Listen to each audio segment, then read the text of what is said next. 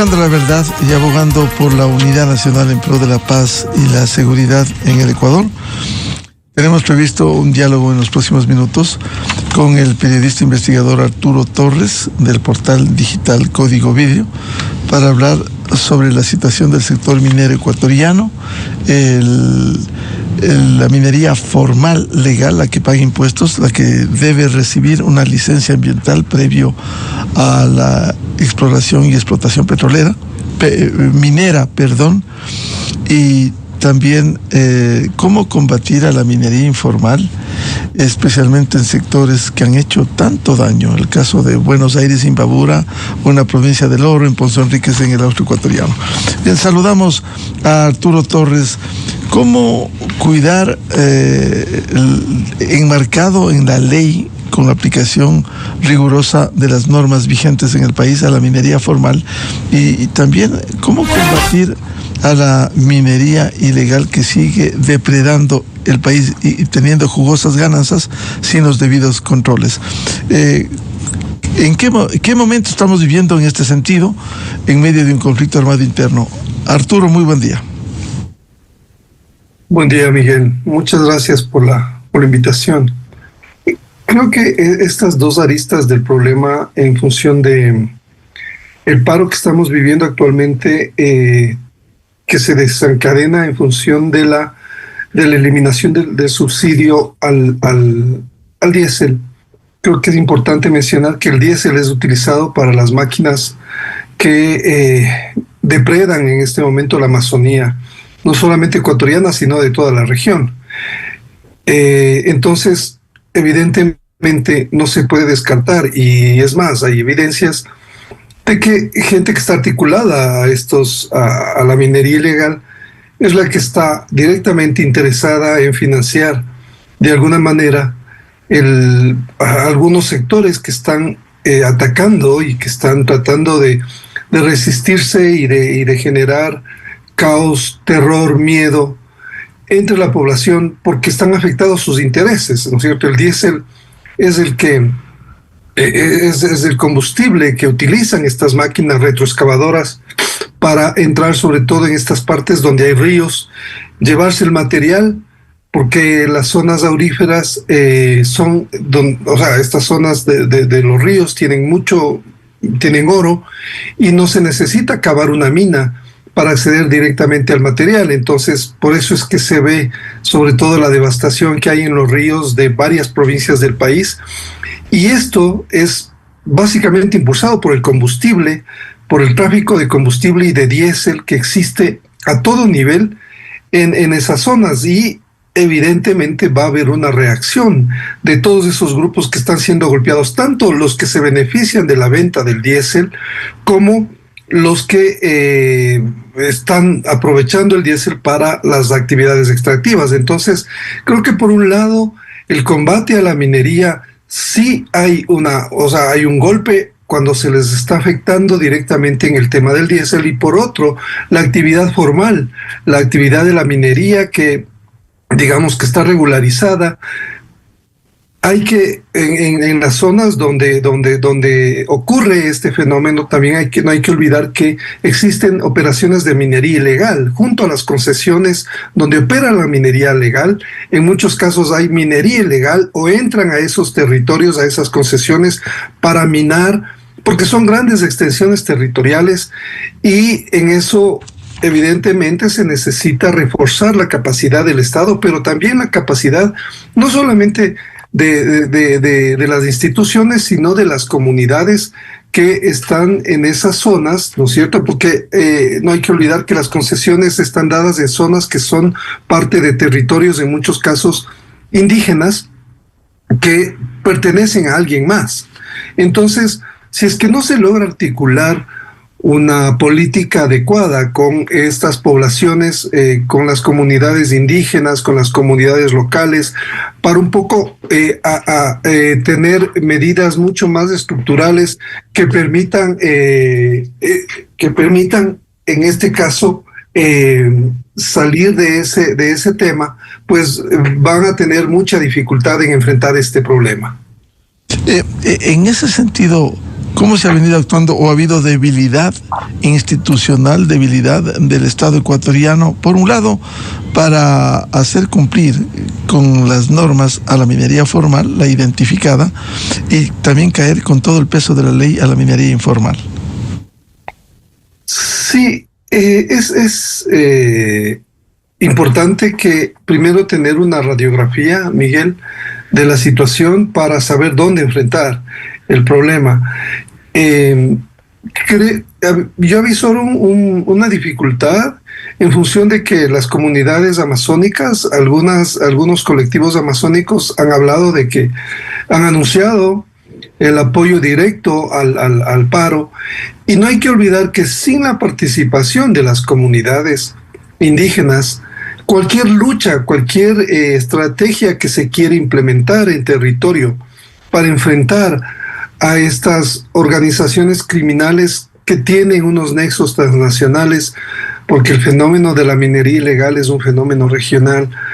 Me preocupa que hay un retroceso en función de lograr que las comunidades que son los guardabosques, por ejemplo, los líderes y la gente que está haciendo el cuidado de la zona, que son la contención, que son los vigías de la Amazonía, ahora por esta situación coyuntural de paralización y de protesta contra el gobierno, no podamos nosotros articular una respuesta mucho más potente, mucho más pensada y estructurada con los aliados naturales en esta lucha, que deben ser las comunidades indígenas que están sufriendo directamente los embates de esta actividad criminal. Por eso es que creo que el gobierno tiene que buscar mecanismos de persuasión, de negociación también a nivel de las comunidades amazónicas. Sabemos que hay un discurso también muy beligerante, pero el papel del Estado es precisamente, el papel del gobierno es encontrar puentes, porque en otra medida los únicos que se benefician de esta situación, Miguel, son los actores criminales, ¿no es cierto? Ahora mismo, cuando vemos que el diésel un poco se elimina el subsidio, pero han aumentado los robos y las perforaciones en estas tuberías, ¿no es cierto?, que conducen la gasolina, el combustible en la zona amazónica. Entonces, también hay que buscar paralelamente medidas que nos ayuden a prevenir que el robo de combustibles de otra forma se siga perjudicando al Estado. Y creo que paralelamente, lo complicado de este tema es que paralelamente hay que hacer varias acciones, ¿no es cierto? No es solo una, no es solamente enfrentar el tema de la minería, como decimos y como hemos hablado varias veces, identificando a los actores, afectando las economías, estando en el territorio para atacar precisamente a estos actores delictivos, pero sobre todo teniendo información, inteligencia sobre quiénes están detrás de estas operaciones, quiénes financian la operación de estas máquinas, qué líderes. Hay comunidades que están cooptadas también por estas actividades, que han sido de alguna forma coercionadas a entrar en esto. Por eso es que es una dinámica compleja que necesita tener una radiografía mucho más precisa, además de que es cambiante, y por lo tanto se necesita fortalecer las alianzas entre el sector público y también entre los gobiernos seccionales, las comunidades y la sociedad en general, que tiene que involucrarse mucho más. ¿Qué está pasando en sectores que han sido focos de la explotación de la minería ilegal, como Buenos Aires, Imbabura, Ponce Enríquez en el Austro ecuatoriano y también en la provincia del Oro? Sí, Buenos Aires es ese primer territorio donde vimos lo que luego se reprodujo en otras provincias del país. Miguel, usted recordará que en el 2015 empezamos a tener noticias sobre la llegada de mineros de diferentes partes del país, pero además de otros países. Entonces, Buenos Aires es ese laboratorio que nos permite entender qué es lo que pasó después. porque fueron 4 años de una explotación ilegal acelerada en esta concesión que tiene la empresa Janrine en la zona de Buenos Aires, pero ahí se reunieron cerca de 8,000 a 10,000 personas que estaban minando ilegalmente, confundidos con grupos criminales, con disidencias de las FARC, con gente que llegó de Venezuela, algunos del Tren de Aragua, porque estaban metidos de lleno ya, sabían que ahí había un yacimiento y el oro no es muy difícil de explotar, es decir, el oro mineralizado está muy cerca, no hay que hacer grandes minas ni muchos socavones.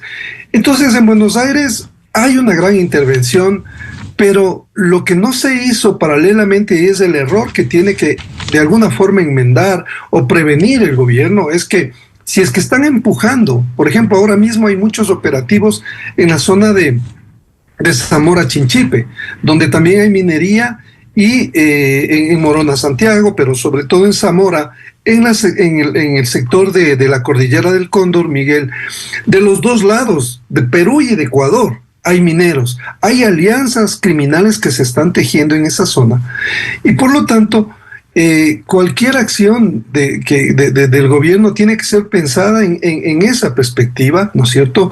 En una perspectiva en la cual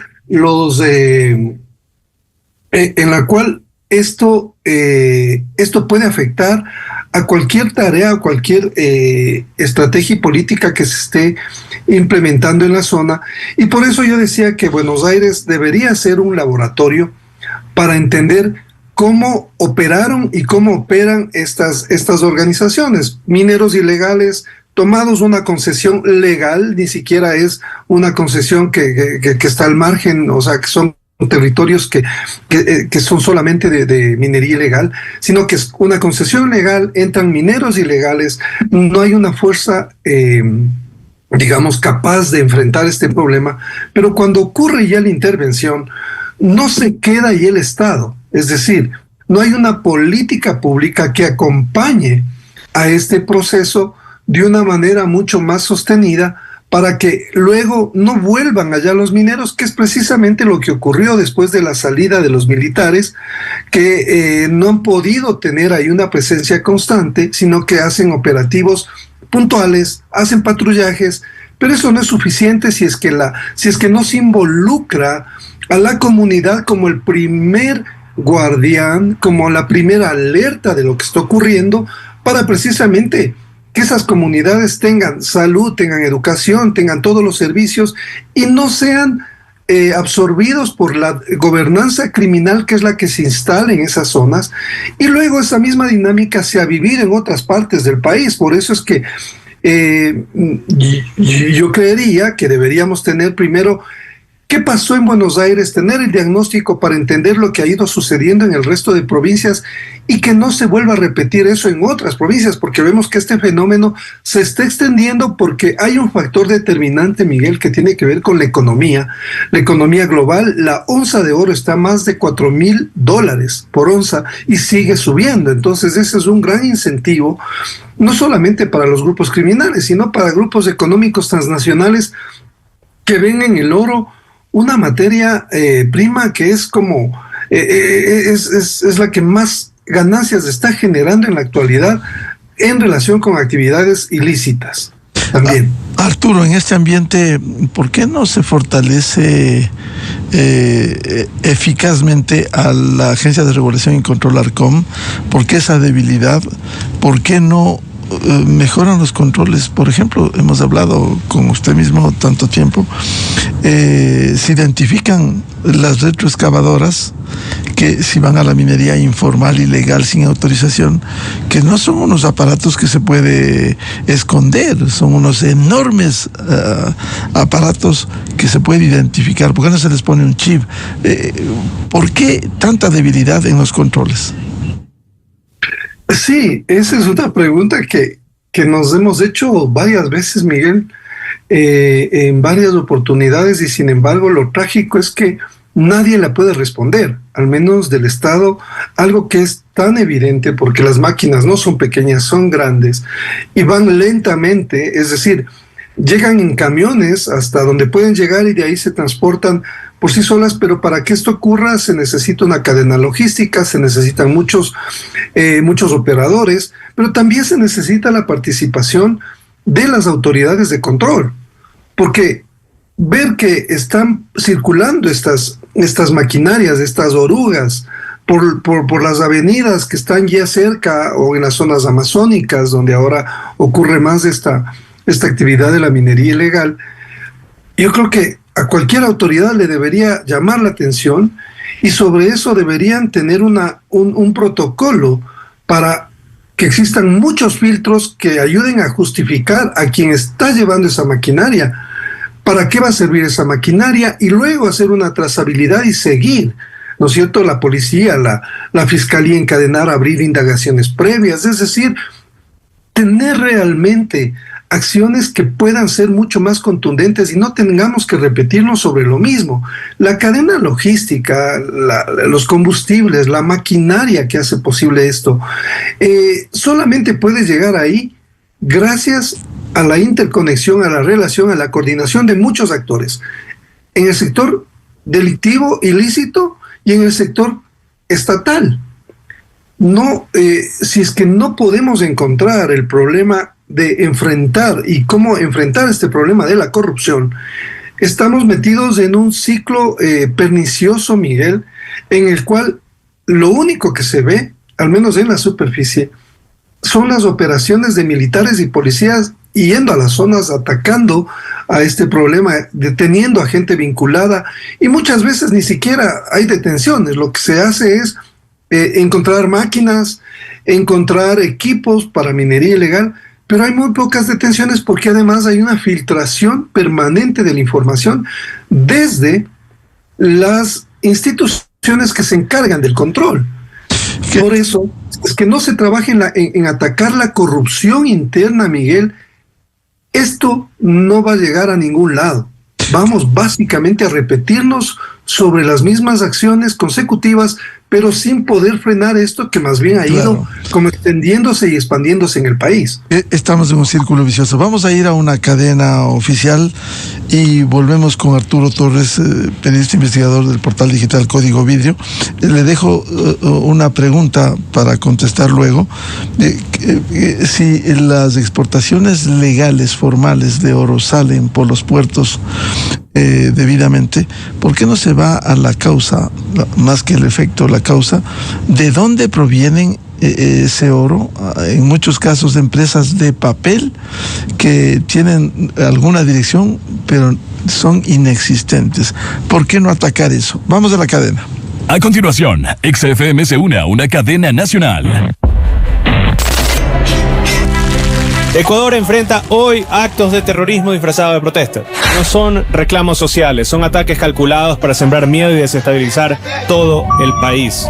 Y aquí quiero ser contundente. Ecuador no retrocede ante estos terroristas que se esconden detrás de la comunidad para servirse a sí mismo. El Ecuador está creciendo económicamente, ya vamos más del 4% de crecimiento este año. Estamos bajando el riesgo país, estamos generando más que nunca millones de dólares en tractores, en maquinaria, millones de dólares con el incentivo Emprende, con bonos emprendedores, créditos 7x7 a los productores, a los comerciantes. No podemos ni vamos a retroceder.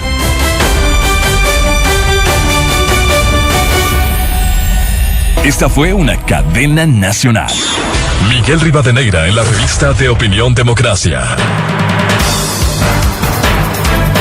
103 minutos en el territorio continental ecuatoriano, buscando la verdad y abogando por la unidad nacional en pro de la paz y la seguridad en el Ecuador. Diálogo con el periodista investigador del portal digital Código Vidrio, Arturo Torres. Hablamos sobre la situación de la minería. Decía, ¿por qué no se ataca a ir a la fuente de quiénes son los que están exportando formalmente? Las empresas que pagan impuestos está allí, las declaraciones de CRI, análisis del pago de impuestos, pero aquellas que exportan legalmente oro, pero son empresas fantasmas de papel, con la debilidad del reconocimiento de la Superintendencia de Compañías, ¿por qué no se ataca eso para ir a la fuente, al origen de la explotación ilegal? Sí, este es un esquema, Miguel, que se ha montado durante muchos años. O sea, hablamos de la época, el primer gran caso de minería ilegal a gran escala es Buenos Aires. A partir de eso se empiezan también a generar estas estructuras empresariales.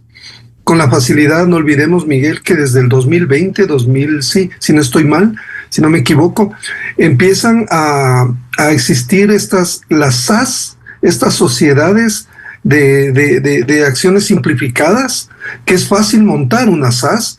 Precisamente después de la pandemia, el gobierno de Lenín Moreno, para incentivar y un poco empujar la producción que estaba tan caída después del golpe económico de la pandemia, creó esta figura de la SAS, y lo que el crimen organizado siempre ve es una oportunidad, y entraron muchos a crear SAS porque no tienen mayores requisitos que cumplir. O sea, se pasan muchos de los filtros y requisitos que requiere una empresa formal.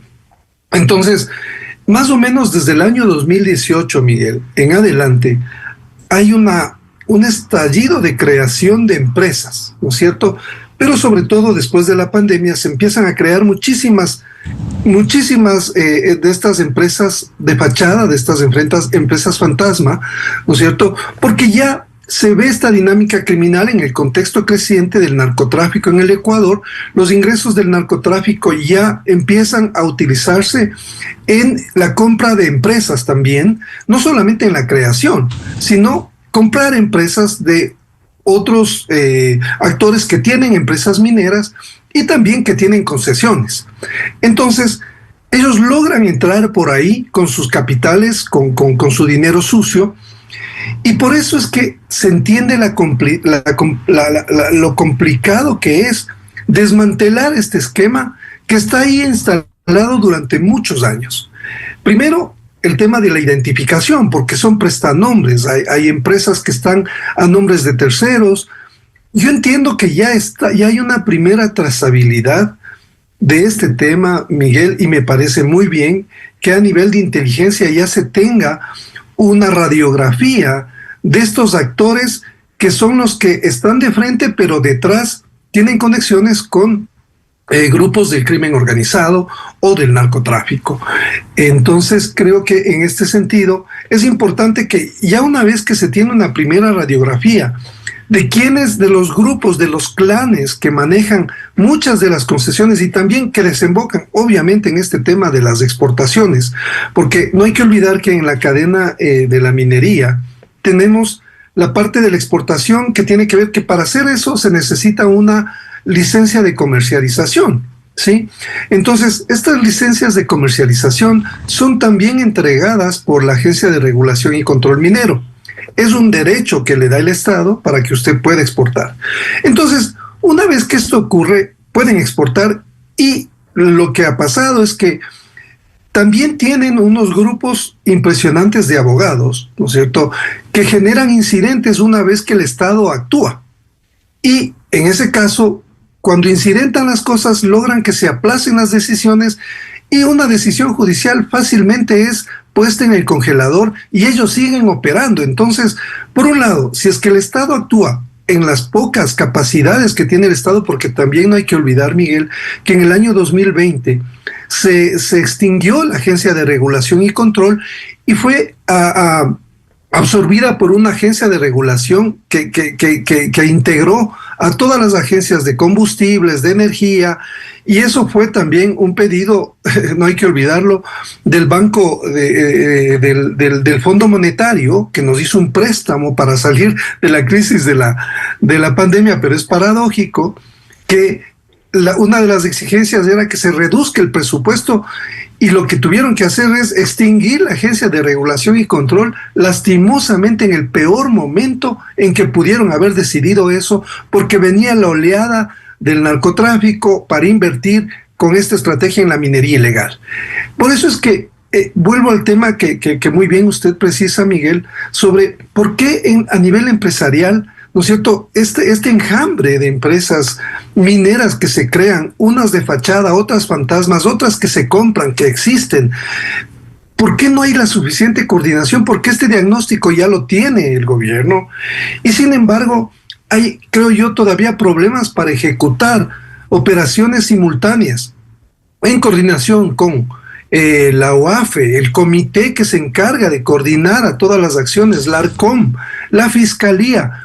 Necesitamos realmente que una centralización de la estrategia pueda realmente tener un efecto sobre este tema que, como mencionaba hace un momento, ya el diagnóstico existe. Entiendo que los operadores ya están identificados y esperaríamos que ya se logre un operativo como lo que vimos recientemente, Miguel, de esta operación contra los comandos de la frontera, que lo que hizo es atacar al tema económico, al tema del lavado, dónde está el dinero. Si no se ataca eso, Miguel, estas organizaciones van a seguir empoderadas, van a seguir operando, pero sobre todo van a tener una señal muy potente de impunidad. Y eso es lo que les permite seguir actuando a sus anchas. Entonces, la acción mancomunada de todo el Estado y de todo su aparataje para actuar y desmantelar estas estructuras que por años han ido mermando la capacidad del Estado, han ido aprovechando esto para exportar miles de millones de dólares de oro hacia el exterior para lavar el dinero y que ese dinero regrese nuevamente acá para alimentar estas operaciones de las organizaciones criminales. Creo que es fundamental en este momento en que estamos como recibiendo estas dinámicas que están afectando tanto, sobre todo a la Amazonía. Arturo, y con la reapertura del catastro minero, ¿cuánto se ha ganado por un lado? Y por otro, ¿cómo se estará haciendo las concesiones? Porque el tema concesiones es fundamental, pero ¿cuántos ecuatorianos quisieran lograr eso, incluso para hacer un negocio, para vender esas concesiones y utilizar algo que debiera enmarcarse en el ordenamiento jurídico, en la ley y en los controles, no solo de ARCOM? Sí, esa es una pregunta clave, Miguel, porque me parece que, claro, el gobierno en esta necesidad de también empezar a definir los problemas y poder realmente entrar en esta etapa de la minería. Ellos han hablado del apoyo a la minería legal, pero el catastro minero se empezó a abrir para los materiales pétreos, ¿no es cierto? No para los materiales minerales como el oro o otro tipo de minerales. El problema es que las concesiones, Miguel, tienen, además, si usted es concesionario, puede extender permisos de operación. Es decir, yo puedo darle a cualquier persona, a cualquier tercero, un permiso de operación para que él explote en esa concesión. Entonces, de ese tipo de operaciones, el Estado ya no tiene facultad para controlar.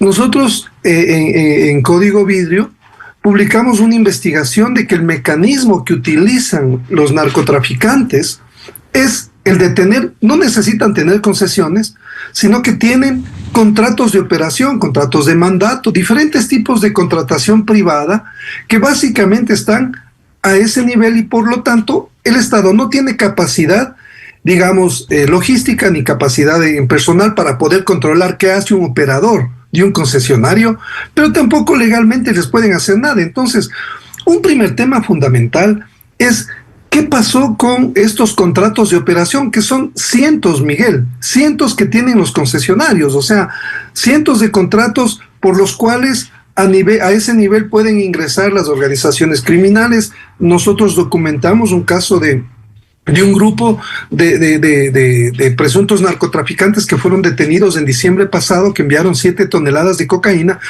que invirtieron en una empresa minera y también entraron a través de un contrato de operación a una concesión en Ponce Enríquez. Este es el mecanismo. Entonces, ese mecanismo está ya evidenciado y yo creo que las acciones del gobierno, del Ministerio de Energía, del Viceministerio de Minas y del ARCOM deberían estar encadenadas para precisamente cortar por ahí, ubicar los contratos de operación que no han cumplido con los concesionarios, exigirles a los concesionarios que den informes sobre qué ha pasado con esos contratos de operación, y si no han cumplido, pues levantarles la concesión. Ese es un tema fundamental. Entonces, la limpieza, la purga que tienen que hacer en el viceministerio y en el Arcom de los concesionarios que no están cumpliendo adecuadamente este tema de qué hacer al entregar un contrato de operación, es fundamental para ir al siguiente paso. Estamos en lo del catastro minero, ¿no es cierto?, que ya vemos que todavía la parte gruesa, la parte más importante, que es ir a los minerales, es las concesiones donde hay minerales, que este país es como la desgracia de la bonanza, ¿no es cierto?, que tenemos oro en más de 19 provincias y otros minerales preciosos. La cordillera del Cóndor es una zona, por eso está tan disputada ahora mismo por las organizaciones criminales, porque esa es una zona rica en minerales, Miguel. Pero lastimosamente los dos estados en ese tema no se han puesto de acuerdo para identificar que esa es una zona estratégica que hay que proteger. Y la paradoja también, Miguel, recuerde usted la guerra del año 95, cuando Ecuador y Perú se disputaron en la cordillera del Cóndor, cuando hubo esta invasión, esta llegada de Perú, Fuerzas Armadas, el Ecuador repelió eso y pudo ganar esa guerra. Y sin embargo, luego, ¿qué pasó? Los estados, las Fuerzas Armadas abandonaron esa zona, no le dieron la importancia y han perdido la guerra en esa zona por el momento contra las organizaciones delictivas, los carteles transnacionales que están ahí desde hace años, ¿no es cierto?, beneficiándose de los minerales que tiene la cordillera del Cóndor. Entonces, esos son fenómenos que tenemos que los ecuatorianos como analizar profundamente para ver por qué no se tomaron las decisiones adecuadas, para entender cuáles eran ya las amenazas en ese momento, porque esa guerra, Miguel, nosotros sabemos, se libra en la cordillera del Cóndor, porque es una cordillera que es riquísima en minerales, y el Ecuador obviamente tenía que proteger sus recursos, y ahora ese es el tema tan triste, ¿no es cierto?, que ahora después, ¿para qué sirvió toda esa lucha, todo ese esfuerzo que se hizo para defender la cordillera del Cóndor, si ahora está totalmente amenazada y hay muchos focos de minería ilegal? Este es uno de los temas que deben debatirse más, Miguel, para la comprensión y el compromiso de la gente sobre cómo realmente enfrentar este tipo de dinámicas criminales.